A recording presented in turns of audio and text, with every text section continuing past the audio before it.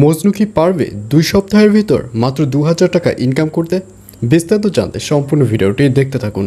আসসালামু আলাইকুম প্রিয় দর্শক, সবার কি অবস্থা? হাজির হয়ে গেলাম দীপ্ত টিভির নিবেদিত রূপনগর নাটকের 25তম পর্ব কবে প্রচারিত হবে এবং এই পর্বে কী সব ঘটতে চলছে তার অগ্রিম খবর নিয়ে। অলরাইট, এই পর্বে আপনারা দেখতে পারবেন তানহার বড় বোনকে দেখা যাবে সে তার চাচাকে বাঁচাতে গিয়ে মিথ্যার আশ্রয় নেবে এবং তার বাবার কাছে গিয়ে বলবে সে সাইকেল কিনবে, তার টাকার প্রয়োজন। অর্থাৎ তানহার বড় বোন তার বাবার কাছ থেকে টাকা নিয়ে সেই টাকা তার চাচাকে দিয়ে তার চাচাকে বাঁচিয়ে দেবে, কারণ তানহার বড় বোনের বাবা তো তানহার চাচাকে বলে দিয়েছে যে যদি 2 সপ্তাহের মধ্যে 2000 টাকা সে ইনকাম করে দেখাতে পারে তাহলে তাকে 2 লাখ টাকা দেওয়া হবে।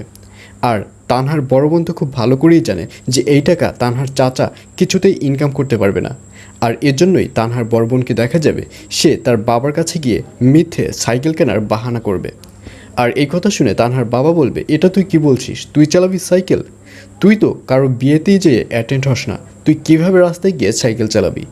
তখন তানহার বড় বোন বলবে, আমি এত কিছু বুঝি না, আমি সাইকেল কিনবো, তাড়াতাড়ি আমাকে 2000 টাকা দিতে হবে। আর এই কথা শুনে তানহার বাবাকে দেখা যাবে সে 2000 টাকা বের করে তানহার বড় বোনের হাতে দেবে। আর অন্যদিকে মারুফকে দেখা যাবে সেবার ভালো হয়ে যাবে, সে তার নিজের ভুলগুলি বুঝতে পারবে।